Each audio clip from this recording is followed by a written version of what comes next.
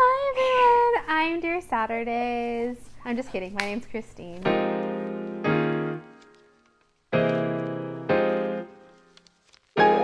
Hi, I'm Kay Choi. Welcome back to my channel. Today I'm joined by my dear friend Christine, aka Hello. Dear Saturdays. If you've watched my videos before, you might know that I post a lot of videos about consulting and career in general. So I wanted to bring Christine on to talk about her experience in the tech industry. And we actually just filmed a video on Christine's channel and for her blog. Do you want to tell them about the video? Yes, so we made some holiday fortune cookies and we used some dried strawberries and matcha to make them more festive, and Christina was a great help. Yes. And so check out the recipe when you have time. I'll leave her blog linked in the description box and her Instagram and all of that, so go follow Dear Saturdays. Really, we're just gonna drink some chamomile tea. It's actually like almost 6 p.m. because we've been making fortune cookies all day. So gotta have a little bit of decaffeinated beverage. Grandma tea. Yes, but why don't you just start by giving a quick background of what you do now and like maybe a little bit what you did before. Yeah. So I'm 2 weeks into my new job. So I'm kind of getting a sense for what I will be doing down the line. I'll just start with the title. So I am a strategy lead at Squarespace, and Squarespace it's a hosting site that Dear Saturdays, my blog, is powered on. So basically I was in love with their product. By using the Squarespace platform to build Dear Saturdays, I got really excited and I thought it would be a great opportunity to be able to leverage my experiences at Pinterest and then apply them over at Squarespace. So what I do is I help lead up the strategies for their international expansion. And so what that means is when they're thinking about new countries that they want to launch in, or what they could do better for the countries that they already exist in, what can we build, what can we do better, what are people asking for, and how do we provide more data and analysis to prove out that we should be building something or entering a new country. If you launch in a new country, there's a lot of teams involved. So there's marketing, there's engineering, there's the product managers, there are analysts, there are like finance and legal that all need to be pulled together to make sure that this is successful. My primary role is to make sure that everyone has an idea of what they should be doing for the launches and to make sure that we are crossing off all of the T's and dotting our I's, and that's my job. You've worked at a few like really well-known companies, right? So you started at eBay right after we graduated from college, and then you worked at Pinterest, as you said, and then now you work at Squarespace. Did you always know you wanted to work at like a tech company when you were in college and applying to jobs and all of that, or? No, I definitely didn't. When I was early on in my college years, I didn't even know that I wanted to go into tech. I was actually going to go into the food industry, so the nonprofit food industry. I was a very big proponent, and I still am a big proponent of food sustainability. And so I wanted to dedicate my efforts there, but I took some internships and I found that this wasn't the right time for me to enter this space. I wanted to leverage my time and energy into a space where I can learn about like a larger industry. Having gone to Berkeley, being in the Bay Area in California, tech is everywhere. So it's really hard not to be influenced by all of the cool companies that are there. So I took a pivot into the tech industry my senior year when I was looking for jobs.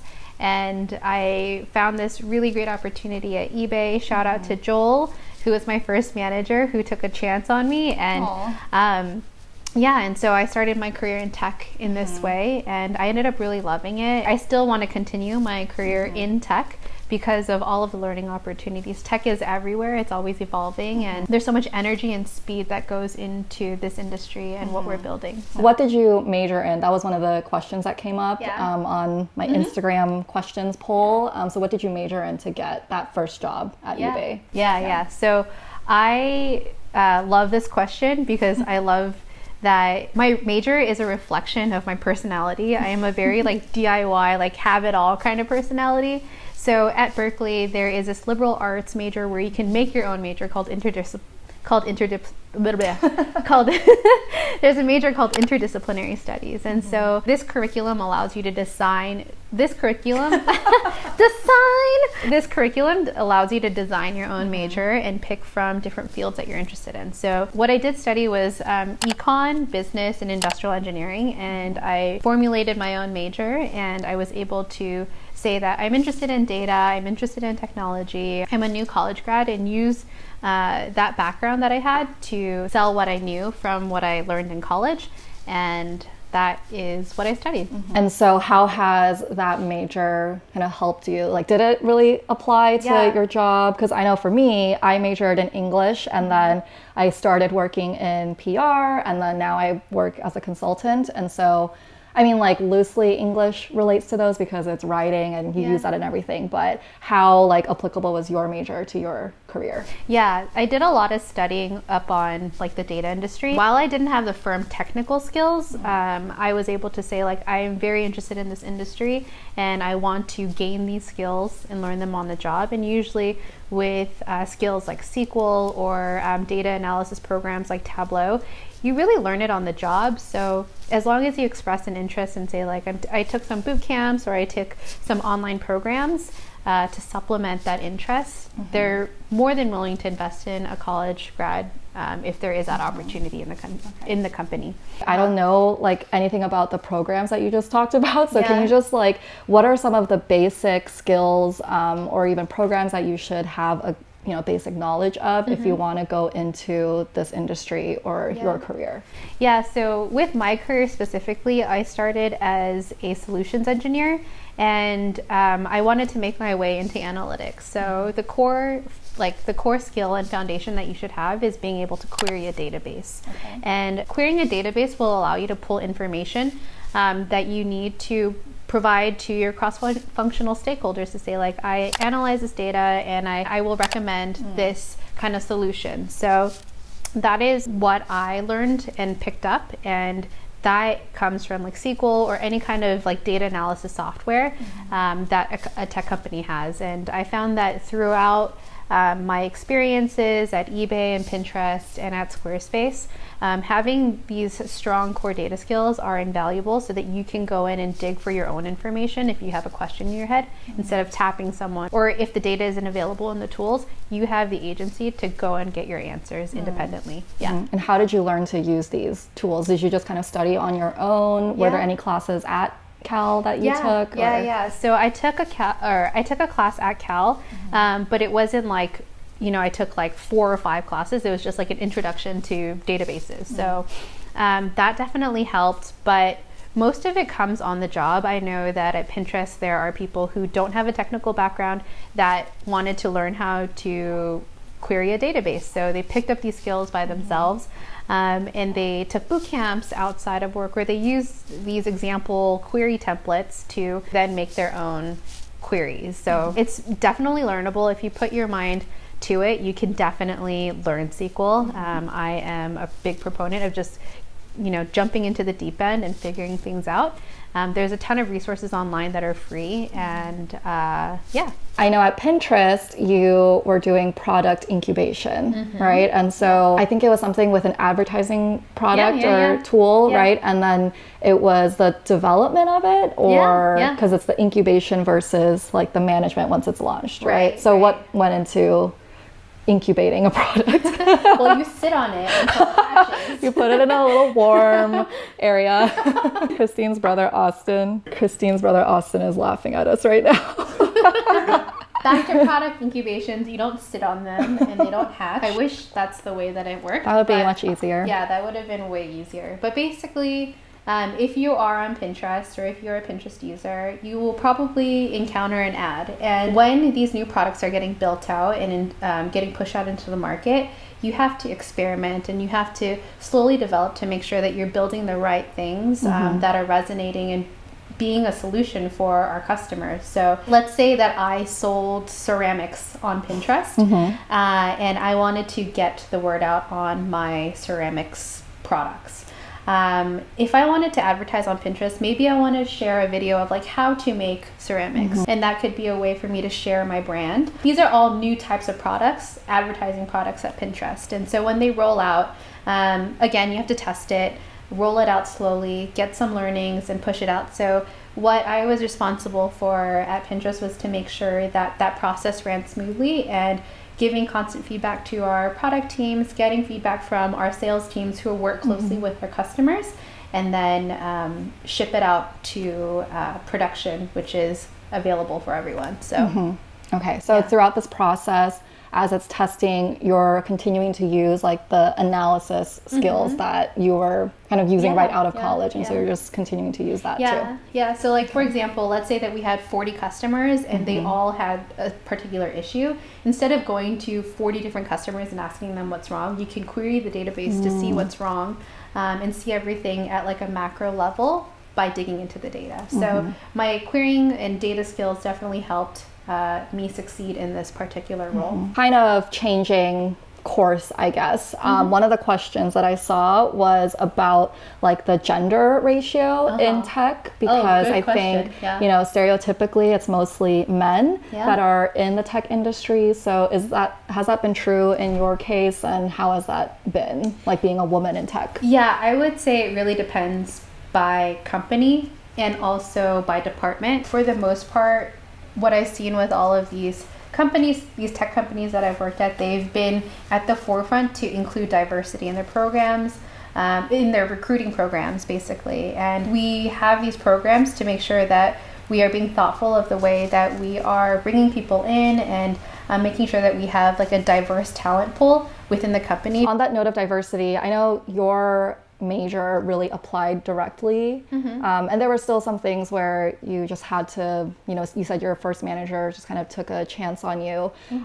but what would you say, like, for people who don't really have a tech-ish, you know, major? Like, do you have colleagues who kind of have different educational backgrounds, or like shifted from other careers into tech? So a lot of the times I would say that people have very different backgrounds. Like if you go into the sales department, I think it really, again, depends on the department. So if you're in the legal department, you should have a legal background. But for more like broad-based roles like sales and product management and like product marketing, where you can apply your education to supplement the success in your role, you can definitely do that. I've known someone who had run up the ranks at Pinterest, and he had a background in like shipping and fulfillment, and so like there was like an operational aspect that he was able to apply into this role, into product management. If you don't have a background in like engineering, and you want to work in the tech industry, I would recommend that you go through the job site for a company that you really want to work at, and look at all of the roles. And if you have any kinds of like questions about what the responsibilities are, and if something is unclear, I would say to reach out to someone and ask who is in that role, and ask them what they do on a day-to-day basis, so you can get a better sense. And once you're able to narrow down, you should also ask like what is needed to succeed in the role. So what kind of particular like hard skills do you need? What soft skills do you need? And if there's any gaps in terms of, like you're not very confident in this particular area, you can use the internet as a very valuable resource for your career, and look for how to improve these skills. I would say just like narrow down the types of roles that you are interested in, understand the skills, and then try to develop them further, and then pitch them and say like, I do have these experiences once you do get an interview. So speaking of interviews, in the roles that you've had, which were highly like analytics focused, what was that interview process like? Was it like you had a technical interview and then a behavioral interview? Like how was that? So for my first role, I said that I took a class in database management, and I was able to talk through it, but I also was very honest to say like I don't have like professional experiences here, but I did have an internship at a data analytics company before, and so I was able to talk through what I knew in my first role, and I was very honest about what I didn't know. And then in my second role, when I interviewed to become a business analyst at Pinterest, they did test me for those hard technical skills. Another question that came up was you obviously have a blog, right? Yes. And you make a lot of really great content. Thank you. But how do you balance that with the demands of your work and all of that? You want to know the secret? I don't.